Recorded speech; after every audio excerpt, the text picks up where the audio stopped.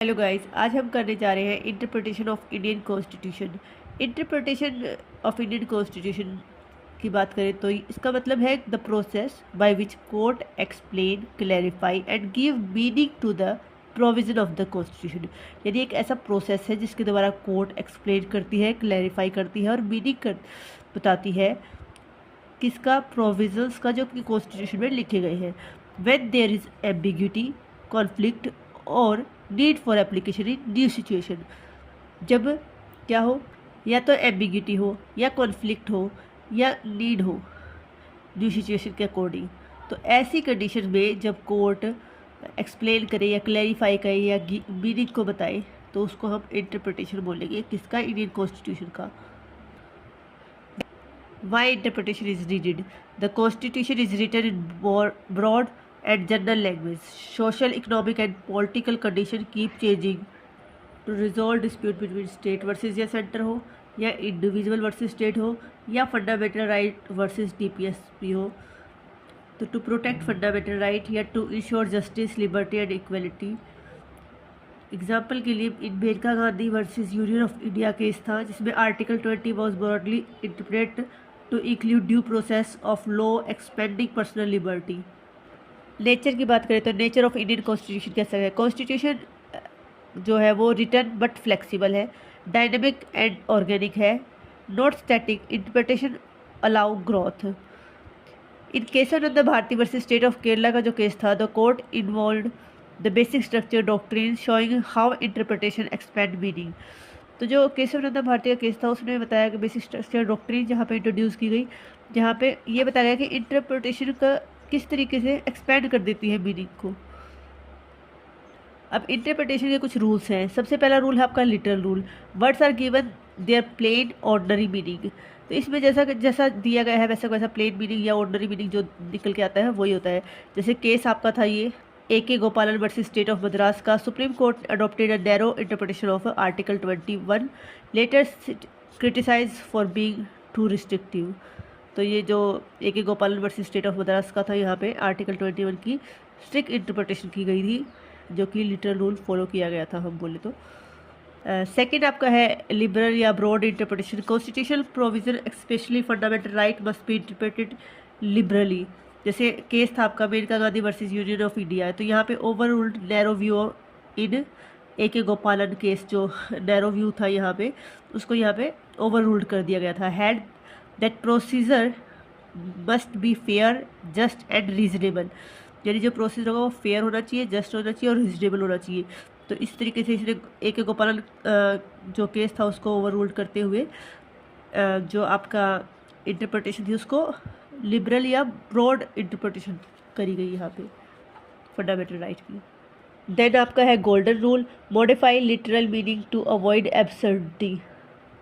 फिर आपका आता है हारमोनियस कंस्ट्रक्शन। तो ये भी एक रूल है इंटरप्रिटेशन का। When two provision conflict court interpret them in a way that both survive. इस तरीके से इंटरप्रेट करना कि दोनों सर्वाइव करें जब कॉन्फ्लिक्शन आ रहा हो किसी दो प्रोविजन्स में। जैसे Minerva mills versus union of India, इसमें क्या किया गया था? बैलेंस किया गया था फंडामेंटल राइट और डायरेक्टिव प्रिंसिपल्स के, तो बोथ आर इक्वली इंपॉर्टेंट बताया गया था। देन आपका रूल है doctrine of pith and substance, जिसमें कि determine the true nature of legislation to decide legislative competence. State of Bombay versus F.N. Balsara का जो केस था, यहाँ पे law upheld as it substantially fall within state list. तो state list में है या सेंट्रल लिस्ट में है या कॉन्करेंट लिस्ट में है, तो ये इसका ट्रू नेचर को जानना कि लेजिस्लेशन जो बना है उसका ट्रू नेचर क्या है, तो यही आपका doctrine of pith and substance. Then है doctrine of basic structure. Parliament can not amend the basic structure of the constitution. हमें पता है कि कॉन्स्टिट्यूशन को अमेंडमेंट किया जा सकता है, बट उसके बेसिक स्ट्रक्चर के साथ आप छेड़खानी नहीं कर सकते। ये लैंडमार्क केस था आपका Kesavananda Bharati versus state of Kerala का। इसी केस में हेल्ड किया गया था कि पार्लियामेंट अमेंडिंग पावर जो है वो लिमिटेड है। यहाँ पे बेसिक स्ट्रक्चर डॉक्ट्रिन भी इंट्रोड्यूस की गई थी। उसके बाद है केस आपका इंदिरा नेहरू गांधी वर्सेस राजनारायण का, जो कि यहाँ पे free and fair election had part of basic structure, ये भी कोई बेसिक स्ट्रक्चर का पार्ट है। उसके बाद केस था Minerva mill versus union of India का, यहाँ पे लिमिटेड अमेंडिंग पावर बताई गई थी, itself is a part of basic structure. Then है आपकी doctrine of eclipse, pre constitution laws is consistent with fundamental right become inoperative. जो प्री कॉन्स्टिट्यूशनल लॉ है जो इनकन्सिस्टेंट है फंडामेंटल राइट की, तो वो इनऑपरेटिव हो जाती है।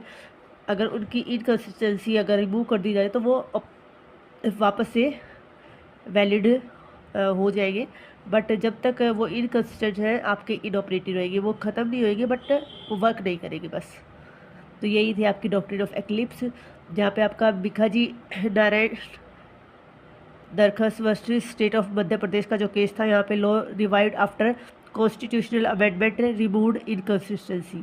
तो यहाँ पे जो इनकन्सिस्टेंसी थी वो रिमूव कर दी गई। देन है आपकी doctrine of severability, only the unconstitutional part of law is stuck down.